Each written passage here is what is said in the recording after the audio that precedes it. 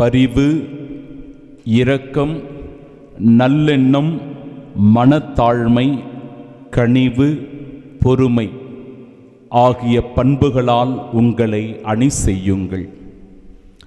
நம் ஆண்டவராகிய இயேசு கிறிஸ்துவின் அன்பும் அருளும் அமைதியும் மகிழ்ச்சியும் உங்கள் அனைவரோடும் என்றும் இருப்பதாக. அன்பிற்குரிய சகோதர சகோதரிகளே, நம்முடைய கைகளில் 5 விரல்கள் இருக்கிறது. இந்த 5 விரல்களும் 5 நற்பண்புகளை குறிப்பதாக இன்றைய இறை வார்த்தையின் வழியாக உணர்வோம். இந்த கட்டை விரல் உயர்ந்து நிற்கின்ற விரல். இந்த விரலினால்தான் எந்த ஒரு செயலையுமே நாம் முழுமையாக செய்ய முடியும். இந்த கட்டை விரல் மட்டும் இல்லை என்றால், என் அன்பு சகோதர சகோதரிகளே, எளிமையாக ஒரு பணியை செய்ய முடியாது.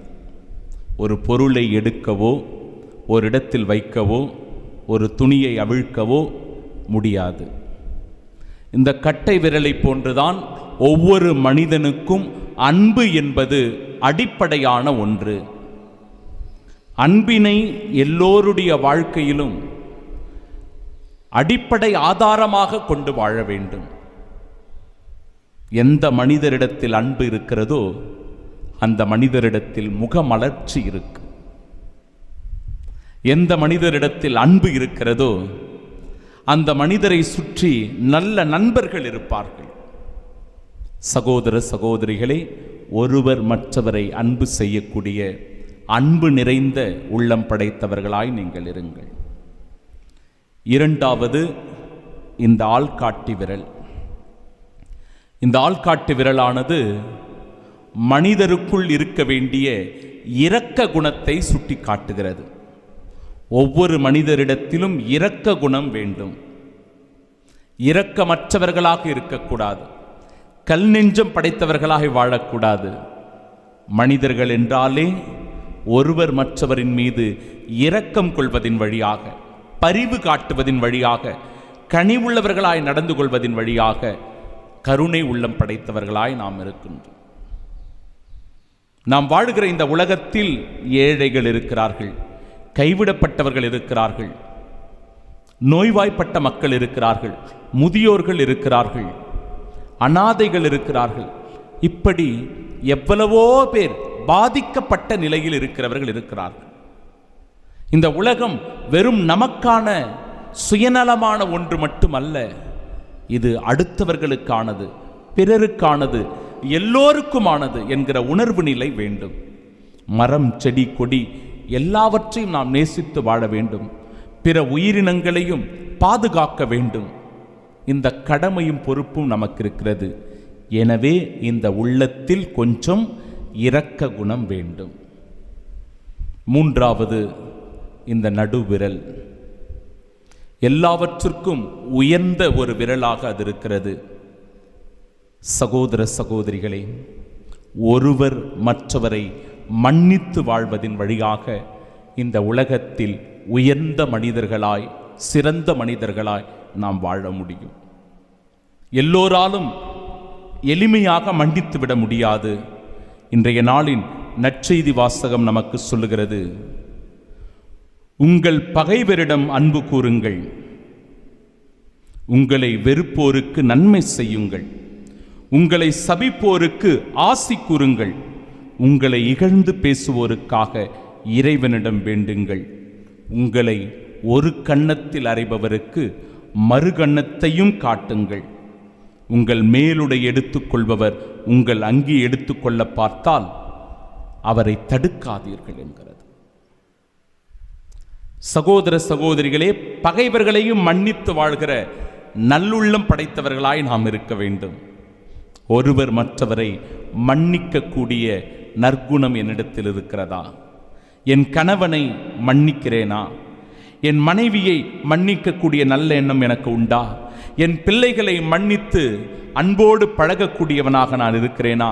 என் தாய் தந்தையை மன்னித்து அரவணைத்து அவர்களை மதித்து போற்றுகிறவனாக இருக்கிறேனா? என் உடன் பிறந்த சகோதர சகோதரிகளை நான் மன்னிக்கிறேனா? என் நண்பர்களை நான் மன்னித்து வாழ்கிறேனா? சிந்தித்து பார்ப்போம். இந்த மோதிர விரல் நல்ல எண்ணங்களை குறிக்கின்றது. நல்ல எண்ணங்கள். நாம் ஒவ்வொருவரும் நல்ல எண்ணங்களை எண்ண வேண்டும். அந்த நல்ல எண்ணங்கள் சிறந்த எண்ணங்களாக மாற வேண்டும். அந்த சிறந்த எண்ணங்கள் உயர்வான எண்ணங்களாக மாறும்.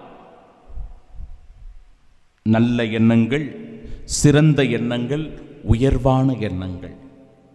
சகோதர சகோதரிகளே, எப்பேற்பட்ட எண்ணங்கள் நம்முடைய சிந்தனையில் ஓடிக்கொண்டிருக்கிறது. நமக்குள் பாகுபாடுகளை பார்க்கிறோமா? பிரிவினை பேதங்களை பார்க்கிறோமா? உயர்ந்தவன் தாழ்ந்தவன், ஏழை பணக்காரன் என்கிற வேறுபாடுகள் இருக்கிறதா? இந்த மதத்தைச் சேர்ந்தவன், அந்த மதத்தைச் சேர்ந்தவன், இந்த ஜாதி பிரிவைச் சேர்ந்தவன், அந்த ஜாதி பிரிவைச் சார்ந்தவன் என்கிற வேறுபாடுகளை நாம் வளர்த்து கொண்டிருக்கிறோமா? அல்லது நம் எண்ணங்கள் உயர்ந்த எண்ணங்களாக, மனித மாண்புகளோடு, மனித நேயத்தோடு இருக்கிற எண்ணங்களாக இருக்கிறதா? சிந்தித்து பார்ப்போம். ஐந்தாவதாக இந்த சுண்டு விரல். என் அன்பு சகோதர சகோதரிகளே, நாம் ஒவ்வொருவரும் மனத்தாழ்மையை அடிப்படையாக கொண்டிருக்க வேண்டும். தாழ்ச்சி என்பது மிக அவசியமான ஒன்று. எந்த மனிதரிடத்தில் தாழ்ச்சி இருக்கிறதோ, எந்த மனிதரிடத்தில் எளிமை இருக்கிறதோ, அந்த மனிதரை ஆண்டவர் உயர்த்துகின்றான். அந்த மனிதருடைய வாழ்க்கை உயர்வானதாக மாறுகிறது. ஆணவத்திலும் அகம்பாவத்திலும் ஈகோவிலும் தனக்கு தான் எல்லாம் தெரியும் என்கிற எண்ணத்திலும் ஒருவர் ஆடக்கூடாது. அத்தகைய மனநிலை இருந்தால் அது பிரச்சனையில் கொண்டு போய் நம்மை விட்டுவிடும். நமக்குள் ஒரு அழுத்தத்தை உண்டாக்கும். நம்முடைய முகம் இறுகி போகின்ற முகமாக மாறிவிடும். முக மலர்ச்சி இருக்காது. மனத்தாழ்மை உடையவரிடத்திலேயே முக மலர்ச்சியும், நல்ல எண்ணங்களும், நல்ல சிந்தனைகளும், மன்னிக்கின்ற மனப்பான்மையும், இரக்க குணமும், அன்பு நிறைந்த நெஞ்சமும் இருக்கும். எனவே இந்த 5 விரல்கள் சொல்லிக் கொடுக்கிற பாடங்களாக இன்றைய முதல் வாசகத்திலும் நற்செய்தி வாசகத்தின் வழியாகவும் நாம் உணர்ந்து கொள்ளலாம். ஓர் இளைஞன் 24 வயது வேலைக்கு சென்று வீட்டிற்கு திரும்பி வருகிறான். களைப்பு. அவன் 4 சக்கர வாகனத்தில் வந்து கொண்டிருந்த போது அயர்ந்து விடுவதனால் உறங்கி விடுகிறான். களைப்பு, அதனால் முடியல. திடீரென்று டமால் என்று ஒரு சத்தம், ஒரு மிக பெரும் விபத்து. அந்த விபத்தில் ஒரு கர்ப்பிணி பெண்ணும் 2 வயது குழந்தையும் இறந்து போகிறார்கள். இவன் சிறையில் அடைக்கப்படுகிறான். விசாரணைக்கு உட்படுத்தப்பட்டு பிறகு இவனுக்கு மரண தண்டனை விதிக்கப்படுகிறது. அதற்கான நாட்கள் கடந்து வந்து கொண்டிருக்கிற தருணத்தில் திடீரென்று ஒரு நாள் அந்த இறந்து போன மனைவியினுடைய கணவன் வந்து, இதோ மரண தண்டனைக்குரிய இந்த மனிதரை நான் முழுமையாக மன்னிக்க விரும்புகிறேன். தயவு செய்து அவரை அந்த மரண தண்டனையிலிருந்து விடுவித்து விடுங்கள். அவரை நான் மன்னிக்க விரும்புகிறேன். அவர் வாழ வேண்டும் என்று சொல்லுகிறார். பிரியமானவர்களே, பிறகு அந்த மனிதரிடத்தில் கேட்கப்படுகிறது, எது உன் மனைவி பிள்ளைகளை கொலை செய்தவனை, விபத்துக்குள்ளாக்கியவனை மன்னிக்கச் செய்தது என்று கேட்டபோது அவன் சொன்ன வார்த்தைகள், என் அன்பு சகோதர சகோதரிகளே, ஆண்டவருடைய நல் வார்த்தைகளாக அது அமைந்திருக்கிறது. ஆண்டவர் இயேசு நமக்கு கற்றுத்தந்த அந்த வார்த்தைகளை அவன் சொல்லியிருக்கிறான். எங்களுக்கு தீமை செய்தவர்களை நாங்கள் மன்னிப்பது போல எங்கள் பாவங்களை மன்னித்தருளும். இந்த வார்த்தைகள் தான் மனதார மன்னிக்கக்கூடிய நல் மனதை எனக்கு தந்தது என்று சொல்லியிருக்கிறான். சகோதர சகோதரிகளே, ஒருவர் மற்றவரை மன்னிப்போம்.